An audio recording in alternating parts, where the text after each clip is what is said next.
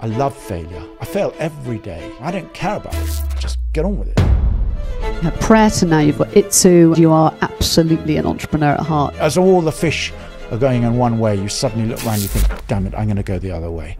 When you look back at Pret, a business you ended up selling for $2 billion. I had no idea what I was doing. It wasn't planned. Endless moments of magic, moments of bizarre creativity and confidence. What was motivating you there? I wanted to make a difference. I suddenly found myself with this responsibility to open a restaurant. From that start, we built 76 of them. We started developing it so it could become the future. The absence of both parents. He was quite distant, my father. My mother committed suicide when I was 7. That created a loneliness.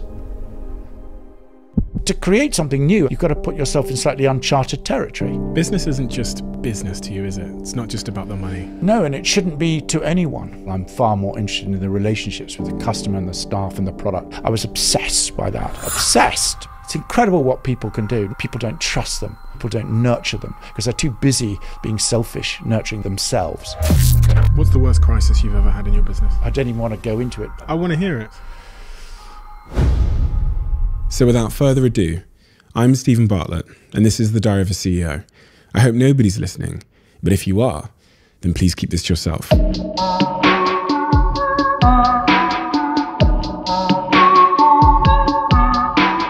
Julian. Yeah.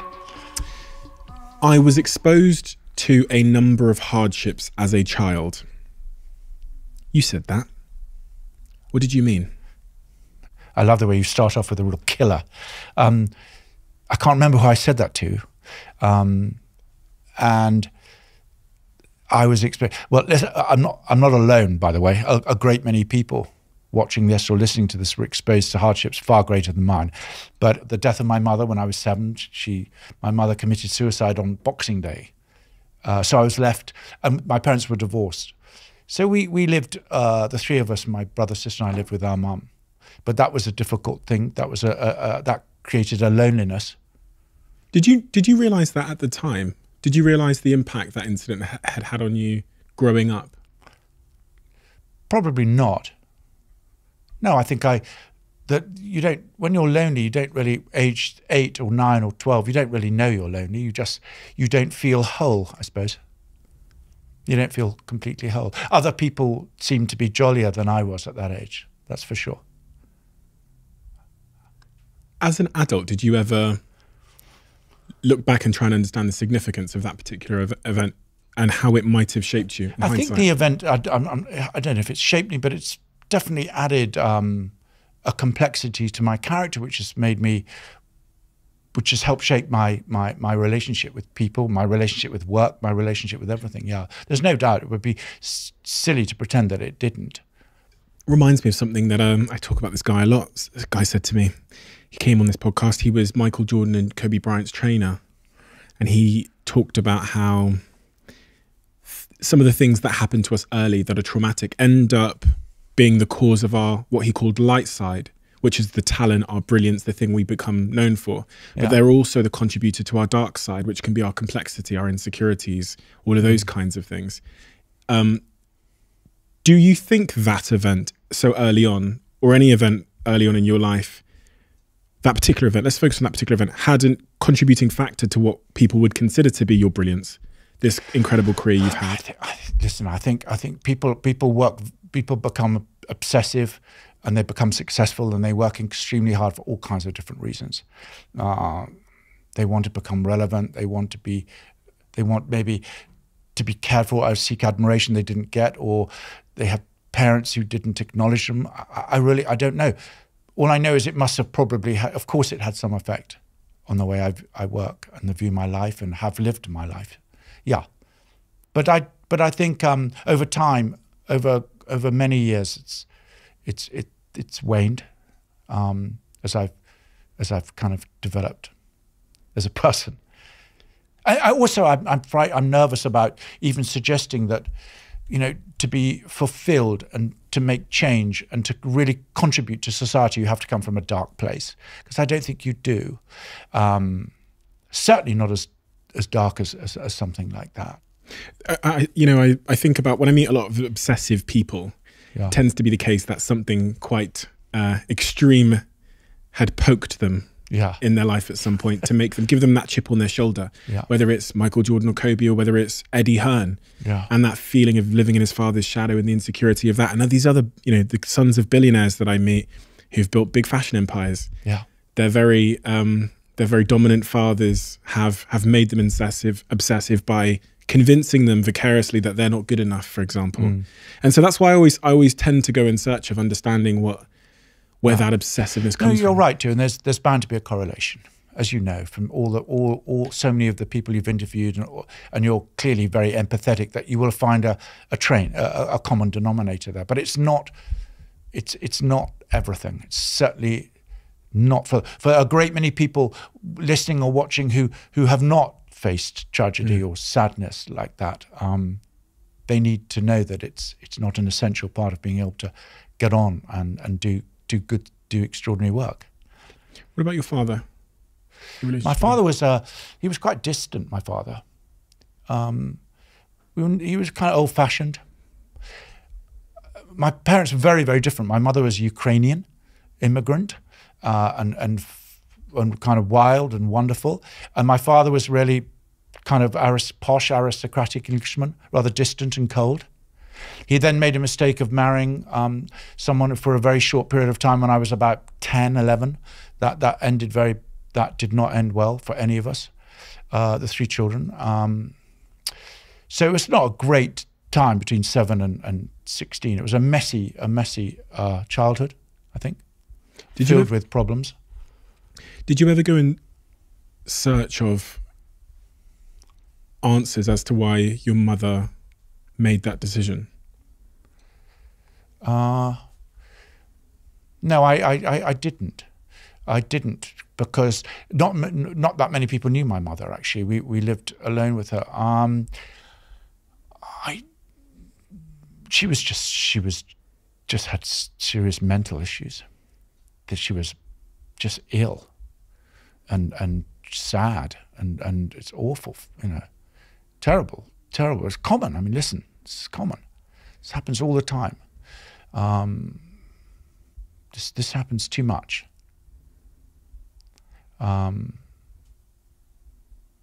Too much, too common. That distance from the absence of both parents. That's kind of what I've ascertained from what you said so far. There was an absence of both parents to some degree. What I resonate with that for my own reasons. Yeah. My mum was working so hard that she decided to end up sleeping in the shop. So I'm the youngest of 4 as well, and typically what you find, I think, is the youngest one gets treated like the older ones at a certain point, especially if it's a boy. And so by the age of 10, neither of my parents are there when I wake up, and neither of them are there when I go to sleep. On one hand, that gives me great independence. Yeah. It means that I stop going to school. Yeah. Because no one's going to punish me if I don't. Yeah. And that is maybe, in my case, what led me to becoming, in my view, an entrepreneur. There was a void of responsibility or sort of accountability, which led to independence. So I started selling things and doing what I liked. That made me very bad at following rules later in life, which I think is, I'm going back and connecting the dots in hindsight, but I think that led me to be an entrepreneur. No, I'm sure that's true. That would make complete sense. So both of us have that in common. But then, so do a great many others. In addition to I had a real problem with authority. I went to really old-fashioned schools.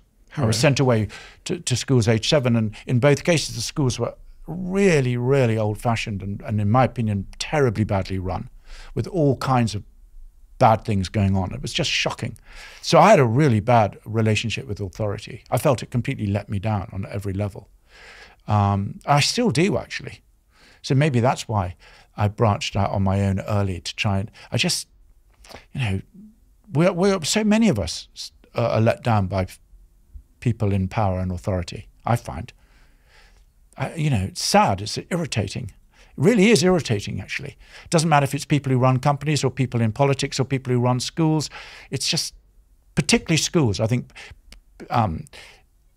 people who are in charge of young children need to nurture them and look after them and help them build their confidence and strength, not put them through a meat grinder. That's what happened in your school? The first private school I went to was just shocking. Yeah, really. I didn't even want to go into it because it was just upset your view. I want to hear it. No. I'm not going to go there. I refuse to go there, but it was just not a good experience, not a good place. And so that's where I think I learned very, very early on to seriously distrust authority and deeply. And perhaps then realize, okay, you've got to forge your own path and work with people who you trust and people who are worthy of your love and people who give back, rather than people who, climb that ladder into positions of authority. But a great many of us suffer from this. A great many of us are working our asses off for people who don't really support us or appreciate us or want to develop our characters or skills or anything. Commerce is selfish. The people who do well in commerce, I mean, if you look at your success, 90% of it is because of your understanding of the way human beings work. It's about giving and taking and giving and thinking long term. That's what really builds success, I think. I really do. I mean, one advantage, I had my father used to spend a lot of time entertaining very, very kind of powerful people, particularly from America. And I realized they were, in the end, mostly just pretty average human beings, but who'd achieved a lot. And I started seeing them with all their faults and warts and realizing, wow, to make a difference, it's not impossible. But you need the right structure, and I think so many of us work in a structure which is simply not possible, whether it be politics or fear or our own insecurities or whatever it is. There's just not enough transparency in this world. A great many of us are working with no transparency at all in our place of work. Don't you think? I get the feeling you thrive off transparency. You like it. You face things head on, and you like people around you to face things head on. That's the way to build. It's the only way. Yeah, I've been on a journey. I think when I was a bit more insecure, I think transparency felt like a risk.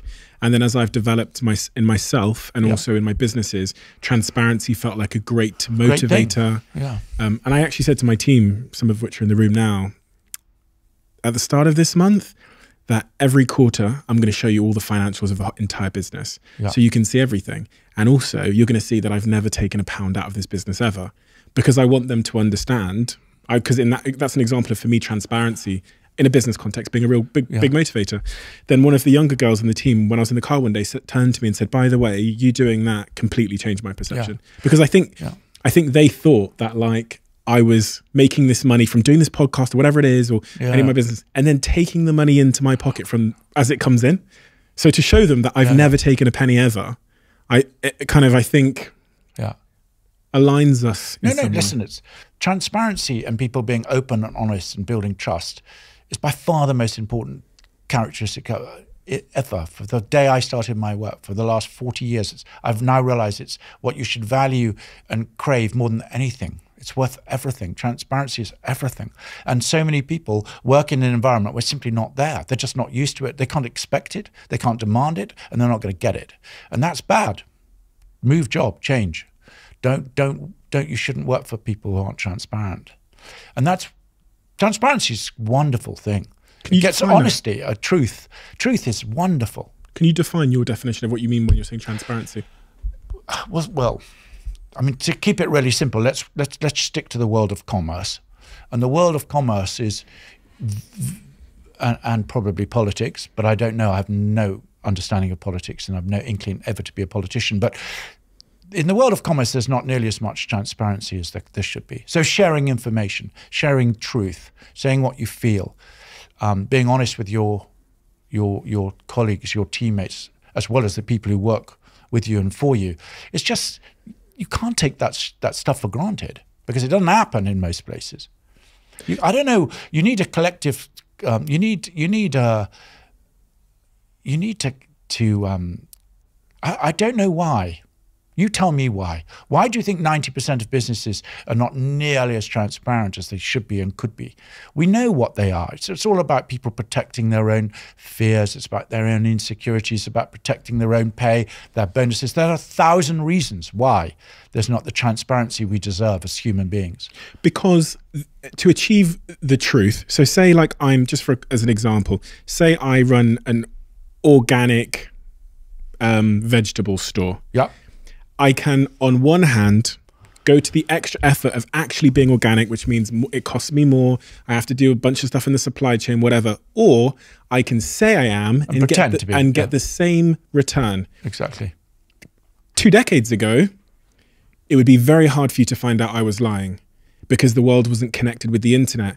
There was no glass doors, social media, tweeting, instantaneous communication. So I think the world of business grew in a black box approach where your PR, your marketing, your messaging was painted out on the outside of your business by the marketing director. We're now in a glass box world where everybody can see inside and they can talk with someone in Australia in a second. Yeah. So I think that there's been this, I think transparent businesses in the last 10 years in the connected world have really won for that reason. Okay, there's no doubt.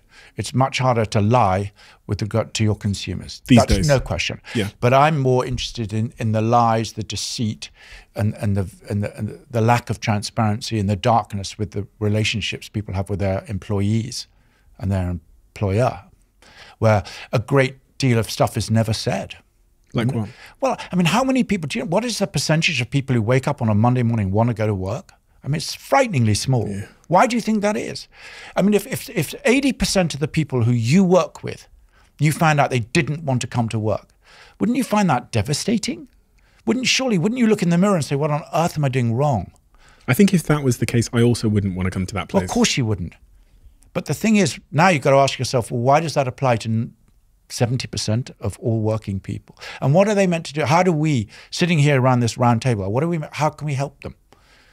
How can we help nurture a thing where people have got the courage to be transparent and say what they feel? What do you think the answer is? I don't know. But we're living in a times where it's beginning to happen. I mean, listen, just look at the Me Too movement. Who would have thought a few years ago that could have generated the speed and power it did? It's an incredibly good thing. I mean, you know, that went from I dare not say anything to the whole world saying everything in just 1 year, 2 years. It's fantastic. There's a small example of absolutely zero transparency. It's sick. Power corrupts. This awful thing to say, but we know this is true. We know it's true. As you're a boss, you have a position of huge responsibility. You know. I know. We all know that. What about affection? One of the things that was definitely absent from my childhood was affection. Yeah. I didn't even call my parents mum and dad. I still don't to this day. Their absence, I think, was one part of that, but also just I didn't have affection. So growing up, the thought of calling someone a friend, a best friend, still to this day makes me cringe. It's just a little bit. Yeah. In your case, are you an affectionate person? I've never been asked that question. I have absolutely no idea how to answer it. Because do I compare myself to other people? I have no idea. You don't know if you're affectionate or not? I think I'm affectionate.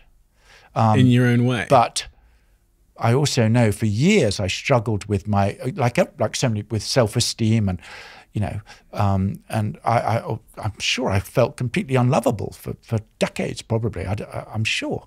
But then, you know, I've had, in my opinion, I've been blessed with amazing relationships with friends and family. I mean, just completely blessed. And I'm not a baby, so I'm 62 years old, and so this, you know, I've 2 of my children work with me. I mean, what more could you possibly dream of than that? So I must have some relationship with the concept of affection. Where it came from and how I grew it, I'm not entirely sure, because I certainly didn't get it from my mother and father. I must have got it from close friends and maybe just looking and learning that there's no point trying to go through life without it. What you give, you get back, you know? Pret a Manger started, as it became a kind of incredible family. I mean, the warmth and love and care which went into the building of relationships in that company was breathtaking. It was like a family. It started with one store and ended up with hundreds, but there was a time when it was truly extraordinary extended family. And that's, I think, where I grew to understand the power of deep affection and love and trust. Yeah, it definitely came, for me, much later than for most people, yeah. You said you think there was probably decades where you didn't love yourself. Yeah, well, I mean, decades as in my teens and then in my 20s. I don't know how good you are at reflecting and self-discovery. I'm kind of a 5 out of 10 probably. I mean, I pushed myself, therapy and even doing this, a thing called the Hoffman. Have you heard about He's Hoffman? coming here. Yeah, I did the Hoffman. He's kind of great. He's what a genius that guy was. But so I try. What was your question? Or how long? The decades of self-loathing? I don't know. No, not how long. Just what were the symptoms of that? So you've identified. Just probably just that ongoing feeling of being completely unworthy. That's what you get when you don't have parents so much or loving. You're not nurtured, so you feel lonely. You grew up with that, that feeling of unworthiness. And I always believe, I actually wrote it, I think in my book or my notepad or something, that the things that made us feel invalid when we're younger end up being the things we seek validation from when we're older. Yeah, that's complete common sense and true. But did you feel unloved?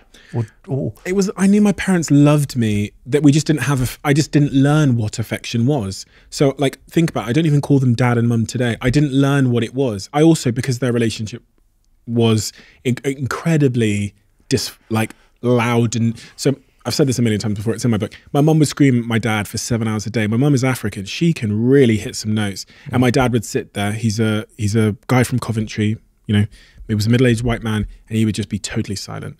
And that was my model of relationships. If you're with a woman, you are in prison. So I didn't get into a relationship till I was 27. Yeah. So I learned all of those models, and then I would chase women when I was young. I would chase women when I was 14. I would chase women when I was 21. The minute they turned to me and said yes, I would dissuade them. Yeah. I'd immediately talk them out of it. But why? Do you think that's because once you had them, you felt that you didn't deserve their affection, or was it just the competition of getting them to prove that you were worthy of them? Because what was it? I would pursue them because of the reasons why we pursue anyone, because they're beautiful and I have those hormones and that desire, and I have that. Okay. The minute we got to commitment, we're going to be boyfriend and girlfriend. So you were frightened of the commitment?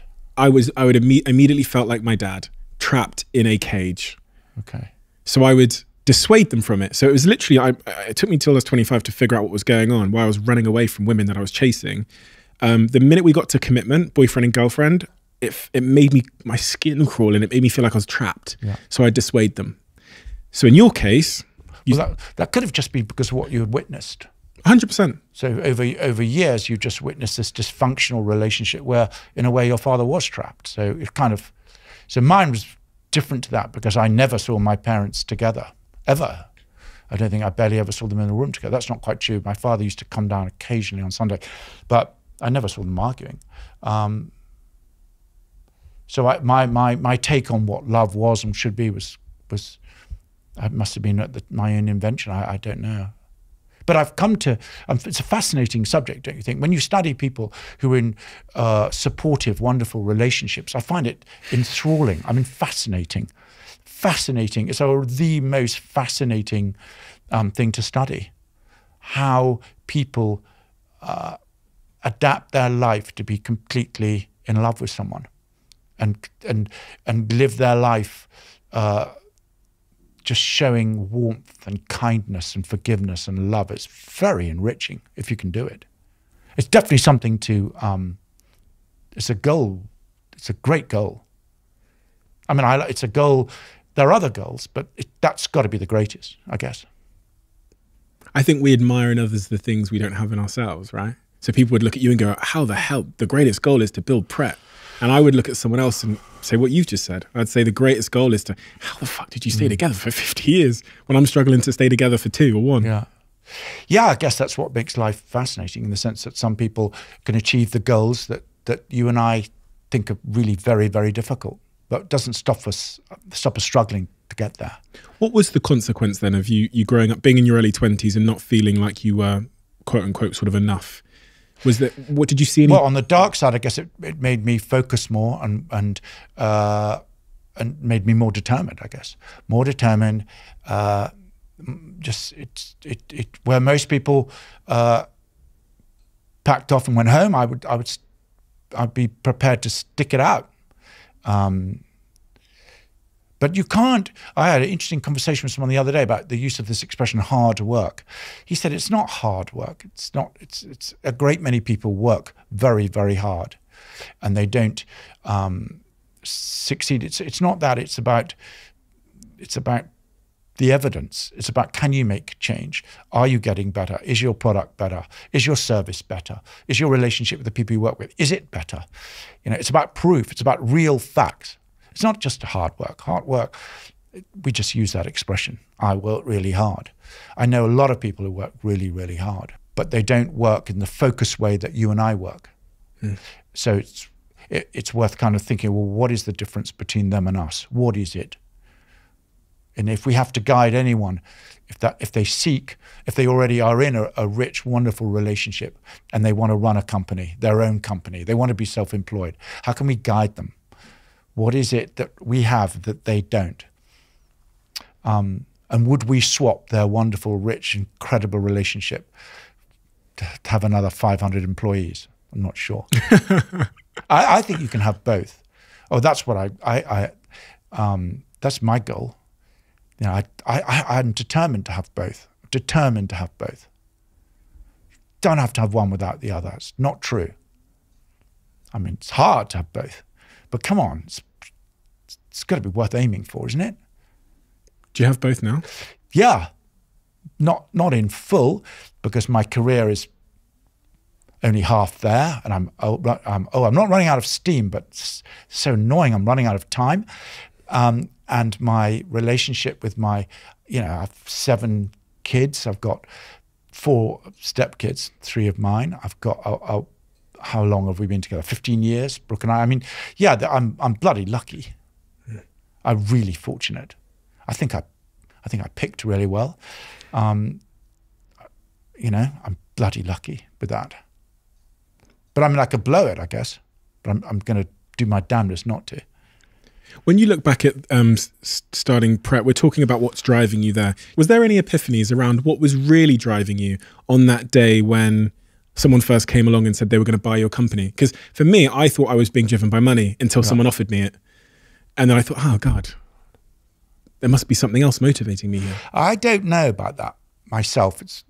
I've often wondered, did money and the pursuit of money ever drive me? I don't think so. Because I think I saw enough people when I was young with a lot of money who were absolutely miserable and dysfunctional and miserable. Actually, my mother had a lot of money and obviously lost it all and died. So there, I had a very good example of someone with a huge amount of money who had nothing. Well, I didn't. We didn't inherit any of her money, but she was. It was a good example of someone who was miserable with money. Money doesn't. It's awful. You know, when people like you and I say, oh, money doesn't make you happy, it's nothing but irritating. There's a statement like that when a great many people don't have a large cash reserves in their bank account. But the fact is, we both know that it doesn't. What was motivating you then? Well, I think I wanted to make a difference. I wanted to be relevant. I wanted to be loved, admired. Yeah, I wanted to do something interesting and great. I wanted people to look at me and think, wow, this guy's serious. He's onto something. He matters. Then I wanted to create these important relationships with people I worked with. I wanted to see people flourish around me. That really mattered to me. I wanted to try and wipe away some of that pain. I wanted that. And then deep down, I really love and passionately the creative process of what I did. So the design and the food and the taste and the look and the feel and breaking down every barrier, which I just, as far as I only kind of saw opportunity. you have to be very resourceful and determined in my particular business, you know, because it's, as we were saying before, and it's basic. If you want to sell the best cake in the world at the best price, you've got to be damn resourceful. You've got to work with geniuses. You've got to have the best equipment, the best everything. And that doesn't happen overnight. You don't get that by picking up the phone and ordering something. You have to create it. And you have to be unbelievably resourceful. But that with regard to the food, the design, and my belief in what food should be and could be for people, knows no bounds, no end. I'll stop at nothing. Love it. Those dinner parties your father threw. Oh, yeah. Did they have any lasting impression or lasting impact? Well, no, most of the time I was in the kitchen, actually. Oh, so I'd meet these many remarkable people. But my love of food started because I used to spend all the time in the kitchen. And there was a guy who used to come and cook. He was really talented, Tony. And I'd spend the night with him, watching him work from the age of about 14, 13. And it was fascinating. And that's really where my love of food started, with him, watching him work. So it was a combination of becoming obsessed with what food could be and should be, and at the same time not being frightened of all these rather dysfunctional but immensely successful people who I met through my father. I didn't really get to know them very well, but a few. At the time, it's hard to determine, when you're building a business and it's going well, it's hard to determine at the time what's actually making it brilliant and the specialness, as you've called it before.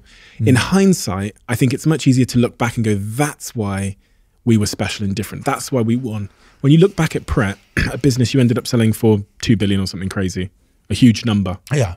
Okay, it doesn't matter, it's a huge number. What was the specialness? What did you unintentionally or intentionally do right? What was the... Well, so much of it wasn't planned. It happened. Endless moments of magic, endless moments of moments of bizarre creativity and confidence. Exactly the same with your business. It's so difficult. You didn't write it all down and plan it. It happened with moments of confidence, endless moments, you know, of swimming upstream. As all the fish are going in one way, you suddenly look around, you think, damn it, I'm going to go the other way. I'm not going to swim in this direction. This can't be right. And that takes guts. It takes bravery. It takes relationships with people. It takes hiring talent. You have to have the guts to hire talent. People's often much better than you. You've got to be prepared to listen, and listen until it hurts. You've got to be prepared to fail over and over and over again. I love failure. I love it because it's just a damn journey. I really love it. I fail every day and I don't care about it. I just get on with it. It's wonderful. But with Pret, food is a magical thing to be able to do. It's like music or film. I mean, it's because when we know it's good, it's wonderful. It's wonderful. And in those days, in 1986, when we started, it was in the doldrums. It was all so boring and awful. So it was just a question of, but Pret wasn't just built with food. It was built with a combination. It was kind of built with magic approach to the respect and love and obsession about creating pride and trust with the team, with the employees. I was obsessed by that actually. How important was it for you that you were naive? Because I think naive... It was very important. I had no idea what I was doing. None. Why was that important? I have no idea what I'm doing most of the time, actually, because I spend my life casting myself out into Neverland. I don't know what I'm doing half the time. But you learn, you listen, you talk, you speak to the right people, and you learn. Because to create something new, you've got to put yourself in slightly uncharted territory, and then you've got to be prepared to fail many, many times and keep going. That's all. Pret was just a series of hundreds of failures. That's all it was. Moments of failure and then moments of glory, moments of wonderful moments of bravery. Yeah, that was it. Like you know exactly what I'm talking about. It's moments, endless moments where a light goes on. You think, okay, I'm going to take that risk. I'm going to do it. It feels right. Something in your heart says go for it. Could be working with people, promoting people, or giving them extraordinary opportunity, or developing something which no one's ever eaten before, or I don't know, hundreds of different things. Or when systems don't work and you're not getting the behaviors or the warmth or the trust you crave, then you have to think outside the box. You've got to think again. There was one store after about the 10th Pret, I think, I couldn't understand why the atmosphere in this store was so bad. Fleet Street. Oh, it was Fleet Street, yeah. Bloody hell. And it was the first time I had paid a recruitment company for a top manager, suit and tie, the whole thing. And yeah, it's true. I met this girl who I recognized who worked in the store, a young, scruffy girl on the tube on the way home, and she burst into tears. And she said, I'm leaving on Monday. Because her manager was a dick.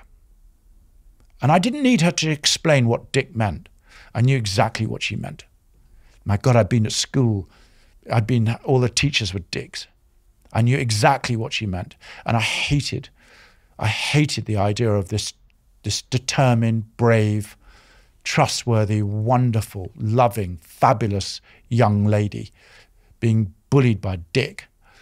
So we fired the dick and we promoted her to a manager. And I never looked back. I think I learned more from that young lady than anyone I've ever learned in my life, actually. The hope and the joy. Did you see yourself in her? Oh my God, I've never thought about that. Oh my God, maybe. But no one ever gave me that opportunity. I had to fight for it. I didn't give her that opportunity. She earned it, actually. She earned it just by being herself. She was a great manager too, actually. I don't know how I knew. I didn't know she was going to be a great manager. But there was something about her. There was something about her. And by the way, there's something about a great, great many people I meet. They all have so much going for them. They just don't believe it. They're just not working in an environment where they're giving the opportunity they deserve. People don't trust them. People don't nurture them because they're too busy being selfish, nurturing them themselves. Sounds like you're talking about your school teachers. Oh, well, they were idiots. They were just complete idiots. And they're just downright, they shouldn't have been paid. But there are a lot of authorities like that. I mean, a lot. And that store's sales doubled or something? Oh my God, yeah, double, triple, yeah, of course. Why? Because there was trust, there was care, there was pride, there was love and forgiveness, there was goals, there was everything wonderful in life, right there, right there. Business isn't just business to you, is it? It's not just about the money. No, and it shouldn't be to anyone. But it is because we work short-term goals. So many of us are controlled, we're bossed around. We have to, people's emotions are incredibly inconvenient in commerce, aren't they? Let's face it. And some people like you and other people have found ways of being, found ways of bypassing all that shit. And you let people be themselves. You actually encourage people to be themselves, to speak up, to be transparent. That's what you need. That shop was completely transparent. It was beautiful. And that's what builds great companies or great teams or great sports teams, doesn't matter what it is, or makes great movies. Doesn't matter, or anything. People need that feeling of sense of purpose and trust and openness. I think. It's funny, you talk much more in terms of culture than you do in terms of tactics and tricks and discounting and these kinds of things. It seems to start more with culture with you. Yeah, I think it's if you're trying to break down barriers and do things new, which I'm now spent the last 20 years really taking on almost an extraordinary, wonderful challenge, which we will win. We will get there. With Itsu? Yeah, it's affordable, nutritious food. And Itsu's reinventing itself over and over and over again. I mean, it's 20 years old and it's had 3 reinventions. The latest ones are beginning to really pay. I mean, they're really wonderful because the world, Europe, the cities in which we live desperately need affordable, nutritious food. We are 40%, I think, plant-based. Our entire menu is under 500 calories. Most of it's under 400. This is what people need. We can't go on in the developed world being 50% obese or something, whatever it is now. It's shocking. But we can't blame anyone for this. There's no point blaming. There's no point even blaming us. There's no one to blame. but it's about my responsibility, I think, is with my team to carry on pioneering the systems and the systems to make it possible to sell really nutritious, good food for £7. It's possible. You talked about hiring and the importance of people and the right people there. One of the things that I read that you'd done very early on with Pret was to allow the current employees to sign off on an incoming team member. So when someone comes for an interview, the people that decide if that person's going to get a job are the current team members. Yeah, so the office used to pay for we'd interview people. We'd go through the list of the shops which the Pret a Manger's which needed people coming up, and we'd send them there, and they would spend the whole day there, paid. And at 4 o'clock, no one would know. They wouldn't know this, but at 4 o'clock, all the staff would vote on a napkin, yes or no. So they'd go around the whole team. We'd find ways of getting as many people to spend 25 minutes with them as possible. And then at 4 o'clock, they'd vote. And then we'd ring the person up. You got in or you didn't. And why was that useful? Because I wish I'd been able to do that at school. Because I realized after about 7 or 8 Prets that it was dysfunctional, that you only needed a slightly not particularly reliable or trustworthy manager. And what would they do? They'd hire the people they wanted. The whole system would just be abused. And there were a couple of examples where that was happening, and it just made me sick because it was so bad for the team. It was bad for the culture. It was bad for the manager, and it was really bad for the customers. So I just created this simple system, which was so beautiful. It was beautiful because young people were voting on other people's lives within a few weeks of starting. That was great. Empowering them, trusting them. That was great. Good for them, huh? Really good for them. Small details. You know, when I read through your story of both your businesses, all your businesses, I noticed that there's a real eye for detail. You know, if I think about Itsu and the orchards you have there, you have real orchards in the Itsus, right? Could very well fake them like I do. I mean, I'm pretty sure there's some fake orchards in here. There's definitely some fake orchards upstairs. Yeah. You went for the real ones. In Pret, one of the things that's ultimately defined the brand, caught culture at the right time, is the fact that the food is all completely fresh. So none of it has a sell by date. It doesn't stay there till tomorrow, ever. These small sort of concerns with detail, how defining have they been for you in hindsight? Because sometimes people are told not to sweat the small stuff. Yeah. Okay, so quite a lot of this stuff is, to me at the time, was just kind of obvious. In other words, if your product, if you expect your customers to be loyal to you, you've got to treat them with respect. You've got to sell them something worthy of their hard-earned money. But people care about the bottom line. That costs you more money. Oh no, that's ridiculous. I'm not a very good accountant. I'm not interested in the numbers at all. I'm far more interested in the relationships with the customer and the staff and the product. The numbers are just look after themselves. They really, really, really do. And anyway, I've always been lucky to have wonderful, brilliant people around me who are much better than I at numbers. Same. I hate numbers. They're so boring. I shouldn't say that, because without the numbers, you can't grow.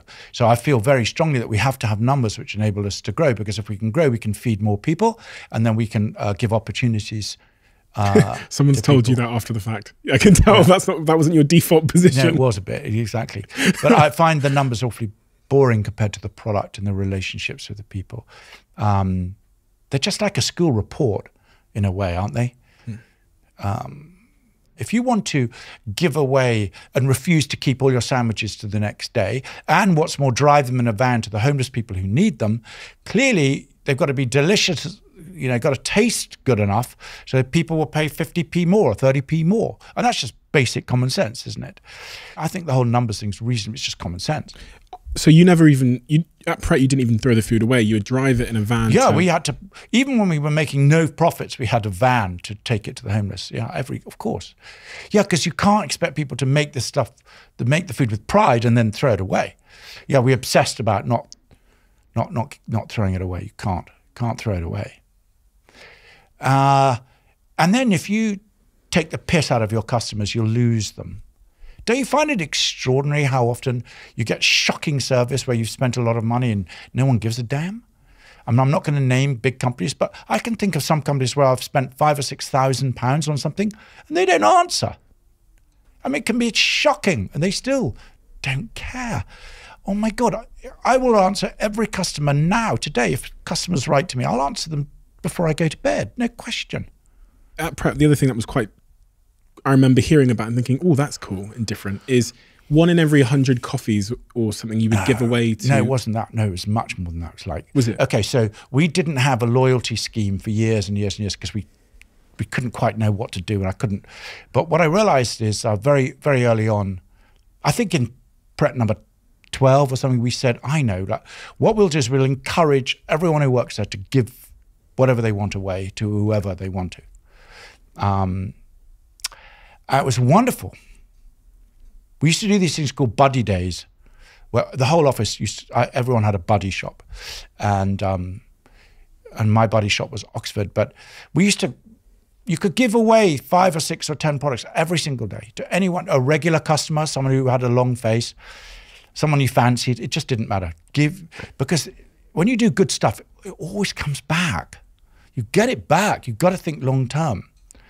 And so this was a good example of where we begged everyone who worked for us, just be kind, give it away. They exceed the expectations of customers, they'll come back.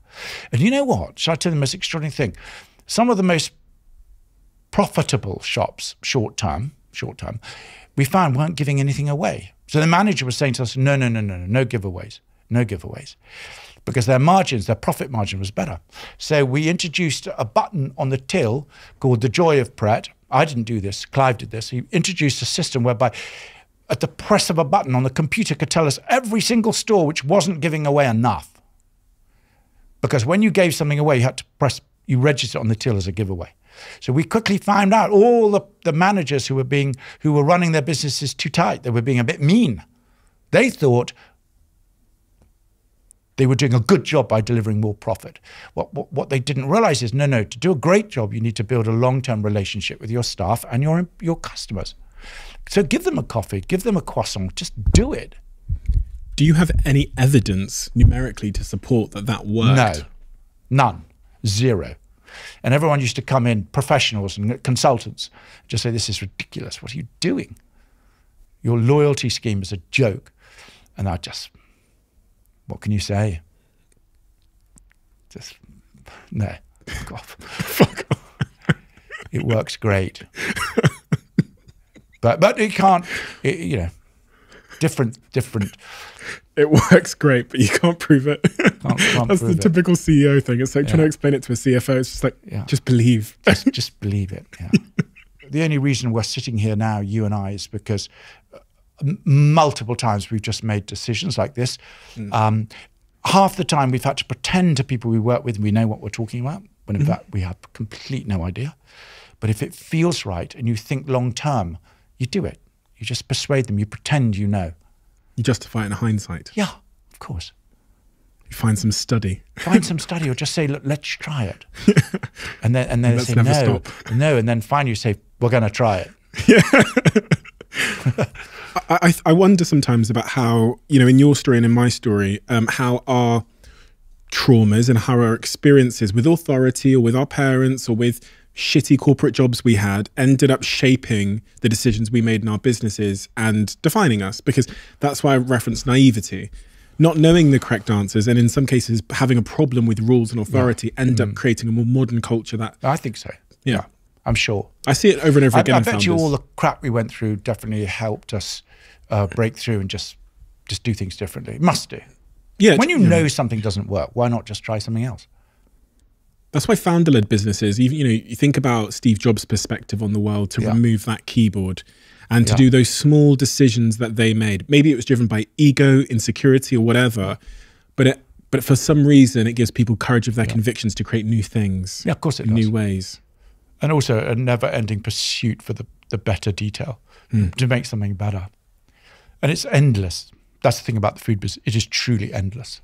Why did I read that you don't like ambitious managers in your business? I read that you like slow and beautiful growth. Very ambitious people are a pain in the ass. Often very ambitious people, often, not always, but often are very short term. And they're really hiding all their crap for their own personal gain.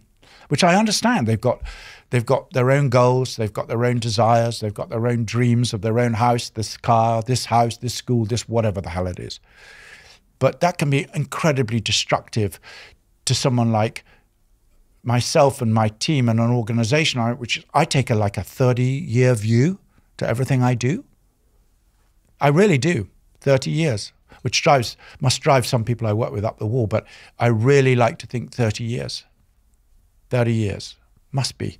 And if you get someone who's very powerful in your business who's thinking 3 years, well, I mean, look at that, and that's quite common in commerce, as you know. So they can move mountains, but then the mountains crumble. That's boring. It's a waste of everyone's energy and passion and love and everything. In May 2018, you sold your final stake in Pret. Yeah. Why? Because I wasn't asked. I had no choice. The new owners of Pret a Manger have nothing to do with me. I've met them once for 5 minutes. They probably think I'm an absolute idiot. I've never met them. They have no interest in working with me. That's their choice. It's completely, that's their choice. I hope it works for them.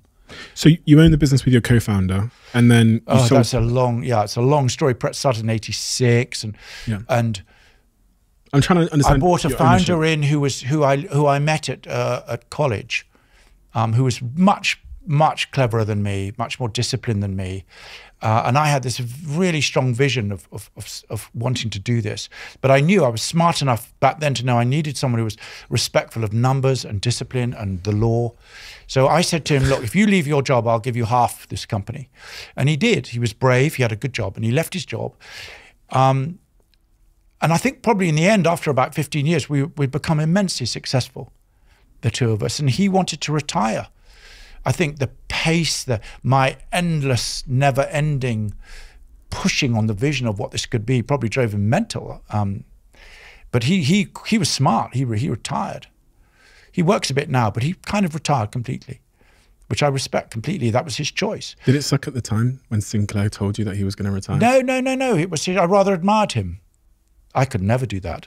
I really admire people who are able to take control of their life like that. I can't. Are you being dragged? What's that mean, being dragged? Yeah, so take control of their life like that. So No, I genuinely, I promise you, I think people who are able to take control, and I'm going to go walking in the bloody jungle for 6 months. I have nothing but admiration for people who can do that. So that's why I ask if you're being dragged, because like we said earlier, you're admiring something that you don't have yourself. Yeah, I right? don't have it. I don't have it. So you don't have control of your life? I do have control of my life because I definitely make the choice to do what I do. And but you couldn't stop. And I love it. I'm happiest creating. There's no question. I'm completely in love with what I do. I love it. I really enjoy it. That may sound weird, but it's the truth. I love it. I don't want to be walking in the jungle. I love doing what I'm doing every day. I've just had a food meeting now. It was fantastic. We've cracked something we've been working on for a year. We cracked it today. It's incredible. And millions of people will eat this thing in a year from now. And it's because of our relentless passion and hard work to get this thing right. And today, I think we cracked it. And that's wonderful. And then earlier this morning, we cracked a bit of design, which was incredible. I really enjoy it. So I don't want to be in the jungle. He did. He wanted to retire, and I respect that. But it left me in the ship because we didn't have any paperwork between us. And suddenly, different kinds of people came into the business.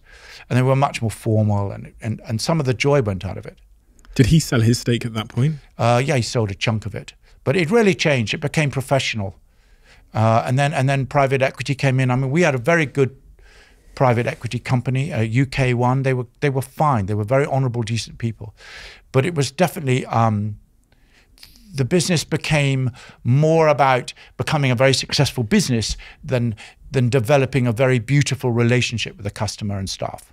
And it was acquired by McDonald's. No, that's not true. No, what happened is for a very short period of time, McDonald's owned 30% of it. Okay. Because I thought McDonald's, or no, I didn't. At the time, the CEO of the business persuaded me that McDonald's would teach us the disciplines we didn't have about global expansion.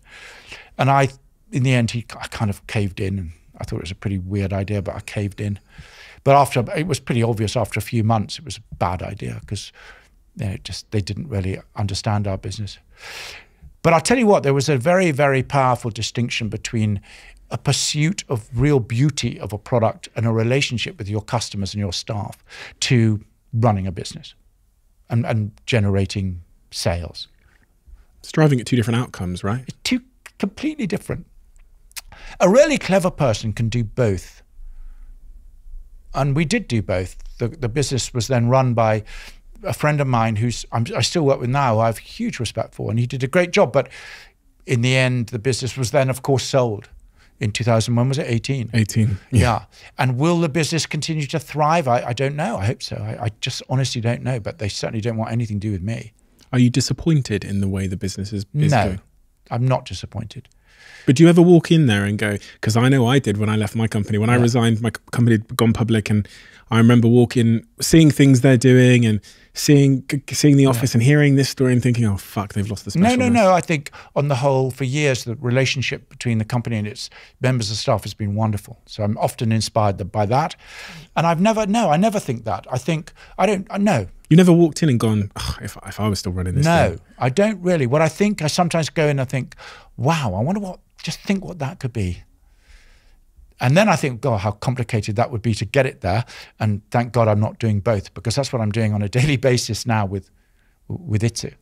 Because Itsu will become, in 10 years from now, a really remarkable home for affordable, nutritious food. That's what it will be. There's no question that's what it is becoming. It's hard to see that right now because it sells too much raw fish. 30% of our sales are a product which it used to be 90%. It's now down to 50, I think, or something. But we're changing and developing all the time now, getting faster and faster at the reinvention of the company. I couldn't quite figure out where the crossover happened between Itsu and Pret. Well, 97, the first Itsu opened. While you were still the owner I was of at Pret, and we had a supplier, a wonderful, the head of marketing at the Japanese center was a young Japanese woman. And she said to me, I said to her one day, why are you working for this terribly boring company? Why don't you open a Japanese restaurant, which is affordable? Because in those days, Japanese restaurants were really stuck up, really expensive, really boring. And she said to me, okay, I'll leave my job if you pay for it. So I said, okay, I'll pay for it. You leave your job. I promise you 2 weeks later, she rang me up and said, I've left my job. Love that. And I said, what have you done? What have you? So I suddenly found myself with this responsibility to open a restaurant. So when we found a site and we opened the first Itsu, which was very different from what it is now, but it was a start. And from that start, we built 76 or something of them. And then about 5 years ago, we started developing it so it could become the future. But we had to open 76 and keep it private. It was a 100% private company. I never, ever again wanted to end up in a situation where I owned a minority where the business would take over. In other words, you will do this, we will deliver these profits, and we don't care about your vision. So I was able to build it to such an extent with the team that we owned it, all of it. And now you have, what, 75 stores in total? Yeah. 74 in the UK? We're opening in lots of interesting places. Really fascinating. Just now, in the next 12 months, we're opening, I think we open Bromley next week. But it's changing so much. What's the worst crisis you've ever had in your business? Well, I wasn't there. I'd left Pret when the crisis happened, when the sesame incident of that poor girl who had food allergies. I wasn't there then. That must have been very difficult for everyone then. And the ups and downs, as you know, as you will have experienced in your business, there are ups and downs every week, every month. So you often think this is. Funny enough, I think most of my job today is telling people not to worry. A lot of people I work with come to me and say, look, we're in terrible. No, it's not. It's going to be fine. This sesame incident you're referring to is a young girl who had an allergic reaction to a sesame seed. A baguette. In a baguette. She had serious food allergies, and she had bought her mother wasn't there, and she bought a baguette and ate it, which was covered in sesame seeds. I mean, it was tragic. Really, really sad. And as a result of that, Natasha's law has changed, brought in far more food labeling in this country. It's called Natasha's law? Yeah.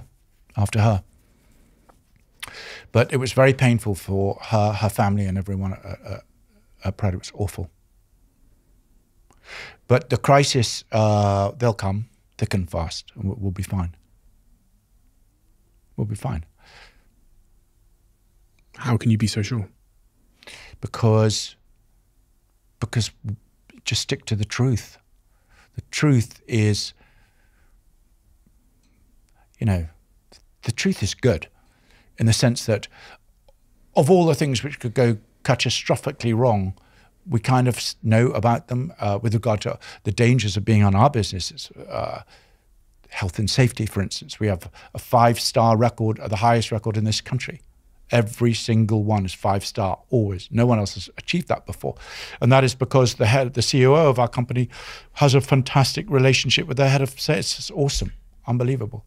In fact, our head of safety got up on stage last week, and the entire 220 people just completely clapped. I mean, it says a lot, because usually those people, So there's culturally, that says something. So health and safety in our industry is really, really a fear. What else? All kinds of things. Did that incident with Natasha, 15-year-old drops dead on a plane, from what I read, did it change you in any way? Did it make you think differently about, because for me, that's the inconceivable. It almost reminds me of Bob Iger.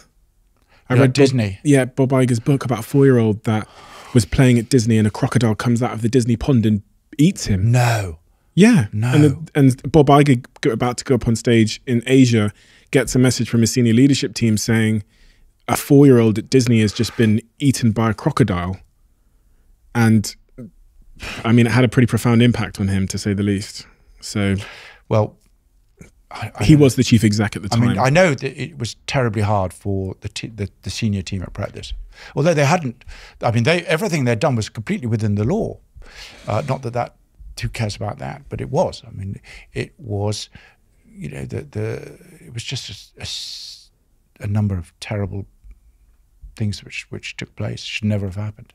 I had a few words to say about one of my sponsors on this podcast. What you do now and how you do it is slowly becoming redundant. That's the case for all industries, but education is the answer. Great teams are only as good as the depth of their combined knowledge.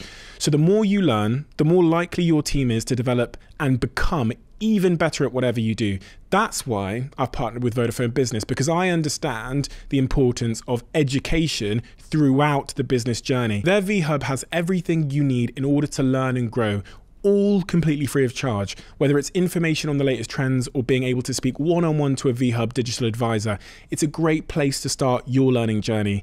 Go and explore, search VHub by Vodafone on Google. Go check it out. A really remarkable thing happened in your life at a certain age when you found out you had a daughter out of the blue. Yeah. I had a feeling you were going to ask about that. That went public, didn't it? Yes. Okay, so that is absolutely true. And I work with Celeste now. She's on the board and she sits next to me 2 days a week. And it's incredible. I had at some point in my early life a man walk in. He walked into my mum's shop and he said that he was my uncle. Turns out he was. Yeah. I didn't know I had any uncles in this country. Turns out I did. But tell me about that day for you. How did it happen? How do you find out? What age are you when you find out you have a... Oh, it's about 15 years ago. And she was 26? So I was about 45. You were 45, she was 26? She was 19. Oh, 19. She had just started at Bristol University. And her mother called me, who I hadn't seen for ages. And obviously I had absolutely no idea that her daughter was my daughter. No, absolutely no. I'd never met her. I had no idea. And her mother asked to see me. So I said, yes. And we met in the King's Road. And she told me, I sat down. Weren't you suspicious when she asked to see you? No, I wasn't suspicious. I certainly wasn't suspicious of that. I thought maybe she needed help, or I don't know. But she was a kind of cool, intelligent, rather wonderful, eccentric, brilliant woman. So I remembered her very fondly. I hadn't seen her for ages, so I met her immediately, and she just told me there and then, I have a daughter, and she's your daughter. So I asked her, well, when did you tell her, and how's it gone down? And she said, I told her 2 weeks ago, and not well. So then I tried to contact her. She was a bit standoffish. It was hard to get through to her for a few days, and then I drove up to Bristol University, and we met we met. And I had nothing but an overwhelming desire a deep, overwhelming desire to get in there and try my hardest to build her muscle and her strength and her, you know, what had happened to her was incredibly unjust. And I wanted, from the depth of my heart, to do everything I could to try and repair it. And I will do that and continue to do that to the day I die. She's fantastic, and she's really close to my children and my other two, and you know, it could be much worse, but I feel this is not an easy thing to go through for her. Not an easy thing for anyone to go through. So she's strong. She's married. She has 2 kids and a 3rd one on the way, and she's really rather remarkable. So the person she thought was her father wasn't. Correct. And why hadn't her mother told her who her father was? Because her mother, she wasn't. When this happened, they weren't close. The mother and the father, they really weren't close. If you understand what I'm saying, they really weren't that close. And the father figure was pretty distant through her life. And then when she got to the age of 18, I think probably more distant. And I think the mother realized that this couldn't go on forever. And the mother was very brave. She took this hugely brave decision. Do I tell her the truth or do I not? I have nothing but respect and absolute admiration for the mother having the courage to tell her daughter the truth. It must have been agony all round. But she did the right thing. What was it like arriving to Bristol University that day?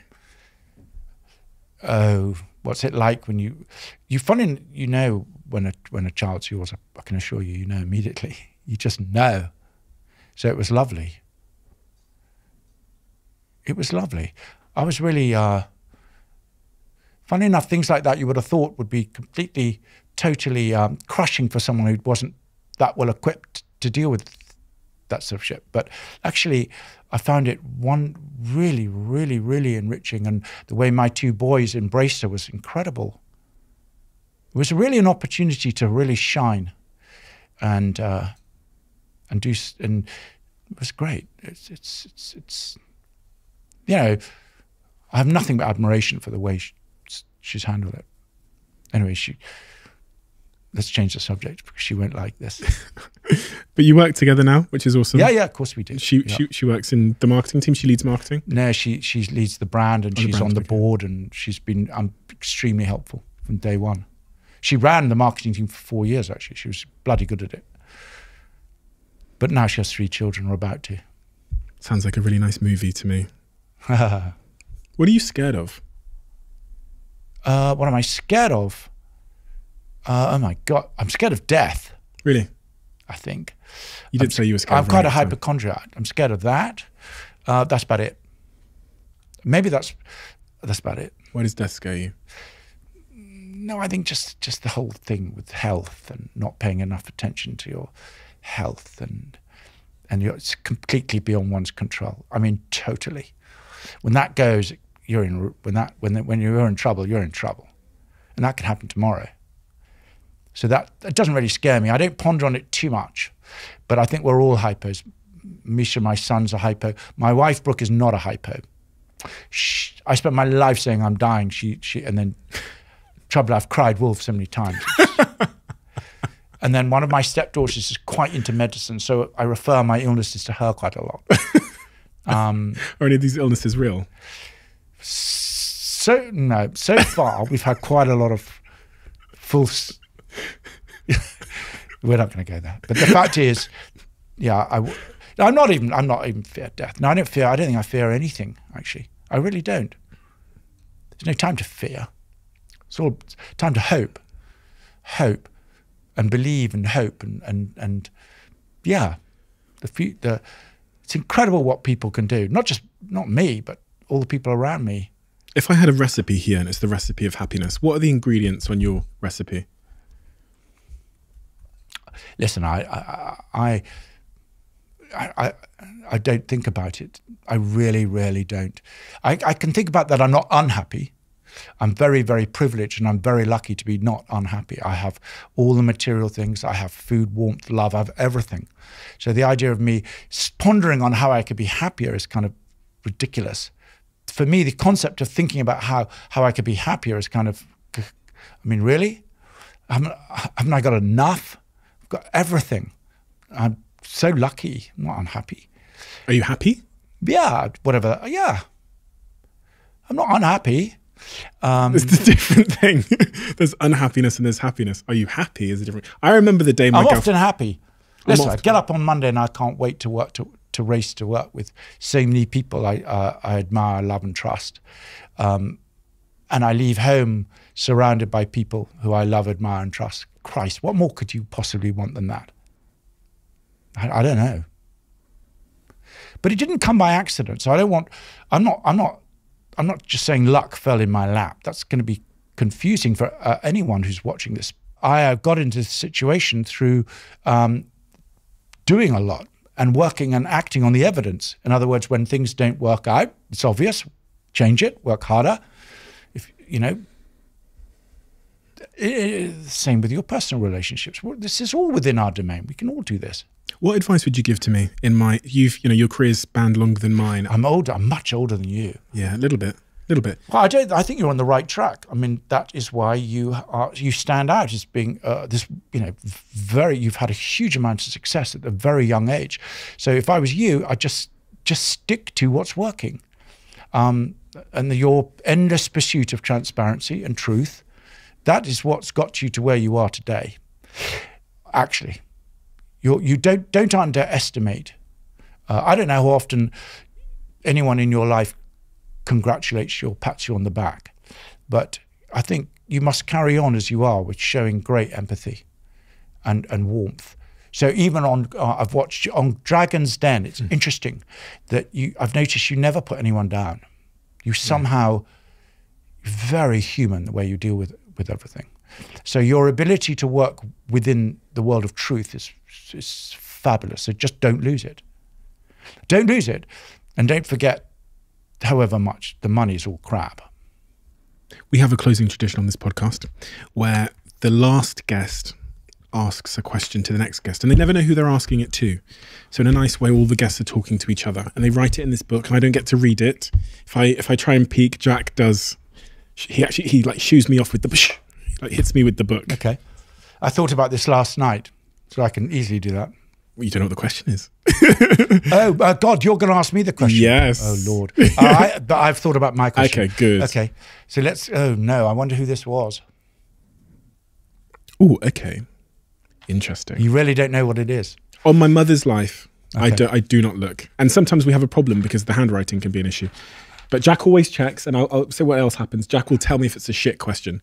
So if we had one guy who was like, what's your favorite meal deal? So Jack told me before I go, for Steve. goodness sake. Yeah. After this, so Jack was like, Steve, the question's shit. I was like, oh, fuck. But it only happens once in a while. You can keep that in. Jack, mate, you bastard. Ruining my show. He's my friend, so it's all good. And he actually knows. He watched the next episode and was like, you didn't ask the question. I'm the fuck Are off. we allowed to know who asked the question? You're No. not allowed to know. Okay. One day you'll be able to find out, though, because we're going to release them all as Of course. cards. They're not, yeah. So, but anyway, the question that's left for you. What is an inadequacy you admit to that you could work on starting tomorrow? Honestly.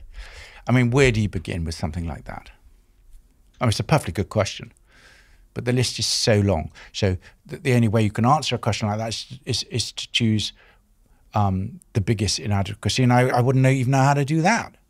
I think what I need to do, and we all need to do, is embrace all our inadequacies and know what they are and accept them and thrive knowing they're there. That's what we need to do. Yeah, I'm not going to answer that question by saying, oh, I could kiss my wife goodnight, or that I do that anyway. Or I could go to the gym more. I could, the hundreds of things. I'm a very inadequate person. What about in your relationships then? Because you referenced kissing your wife. Well, my relationships, there's so much I could do better with all my relationships. I honestly don't know where to start, but at least I'm aware of that. What are you aware of? I'm aware of the fact that to create the way I do, to work the way I do, comes at a cost. And the cost is? And the cost is I don't spend enough time nurturing, loving, and being supportive to the people I love most. That's just a fact. Do I regret it? No. Do I accept it? Yes. Do they? I pray. And when I'm gone, and if we continue to build something remarkable, they'll know that we're all part of this together. This was made possible by them and myself together with the team. Have you ever had that feedback from them? No, being as loving? No, they've never actually outrightly criticised me for it, but I'm aware of it. I mean, I'd have to be an idiot. You know, you don't have children. You're not married. You're in a relationship, right? Mm-hmm. So this is all stuff for you to face in the future. I get the feedback. That's why I asked the question. Do you? Yes, yeah. I did. I find out most about myself from my girlfriend turning to me and saying, she's been with her for 3 years or something like that. 3 years on enough. Saying something to me and me going, what are you talking about? What? And then walking away and going, fuck, she's right. No, my children, Misha, my son, my eldest son works in the business, and he is fanatical and brilliant and works really hard. Billy, my younger son, is a very talented artist, and Celeste is there too. So those three are all, they understand exactly what it's like to be completely committed and work really, really, really hard. My 4 stepchildren, equally. The youngest one's just got into an incredible university. My eldest one, Ines, they're all very committed. And my wife is just the same. I've never known a person with more energy, more determination, who's more supportive and generous and loving. So if I've let them all down, they've done a bloody good job of not telling me. When was the last time you cried? Oh, I cry in movies all the time. Brooke says I cry at all the wrong things. Like, I cry in movies, I cry in this and this, but I don't. She thinks it's weird. She thinks it's really weird to cry in, you know, The Voice or something. I don't think it is. It makes me really moved. What about it makes you moved? Well, you know, when you see a young, terrified person come on and perform way beyond their expectations and do a remarkable job, particularly when they're young and they have no confidence, but they're just remarkable. Just people who dare take a huge risk. Don't you find it, it's just so incredible, the way people dare take a risk. It's what we all need to do. It's what everyone listening and watching needs to do more. Seek transparency, take a risk, say it, do it. Just go for it. You know, and you can do more than you think, and you can say more than you do. So do it. Julian, thank you. It's been welcome. Absolutely fascinating, amazing, inspiring conversation. Your personality is just so engaging. And thank you. I feel like I'm getting the truth, which is really, really phenomenal. When you, as a speaker, especially in the medium of a podcast, the passion you have in everything you're saying is so captivating. It really, really is captivating. And I can imagine, now I understand the business. And it's funny that now, having met you and asked you these questions and sat here with you, I understand the love and the passion and the attention to detail and the care for the people. All of those things come through so much. And I also think I know where it comes from. Yeah. And the journey you've had that's led you to really prioritize treating people well, and creating things that are for the long term. So, Julian, thank you. Do you want to try some? I invested in the company and I'm on the board. Disclaimer. And they sponsor the podcast. Yeah. They say, will come for me if I don't say that. It's Huel. It's nutritionally complete. It's got all of the goodness. It's vegan, low sugar, gluten-free. High protein. I love the design. I love everything about it. I can see why it's captivating. It's it's very brilliant. This is banana flavor. God, it's good. It's good, isn't it? Yeah. How many calories do you think this is? I know how many it is. It's roughly 400, I believe. Let me check that. Yeah, 400. 400. So it's a full meal in a bottle. It's the perfect solution for every possible control freak in the world because it's completely a beginning, middle, and end. That's it. Exactly. Wonderfully reassuring. There's no grey area with this. 400 calories, there it is. Quick one. As you might know, Crafted are one of the sponsors of this podcast, and Crafted are a jewelry brand, and they make really meaningful pieces of jewelry. I think I've worn this piece for almost a year. It hasn't broken, hasn't changed color, because it's really, really good quality, and it costs roughly 50 quid. I'm not the type of person that has Rolexes or jewelry that costs tens of thousands of pounds. I want pieces that are reliable, that look beautiful, and that hold meaning and significance for me. And that's exactly why I've worn Crafted for so long. And when we had the conversation about them sponsoring this podcast, I was so unbelievably keen for them to do so. Check it out if you're a guy, craftedlondon.com. And yeah, if you get any pieces of Crafted, tag me and let me know what you think.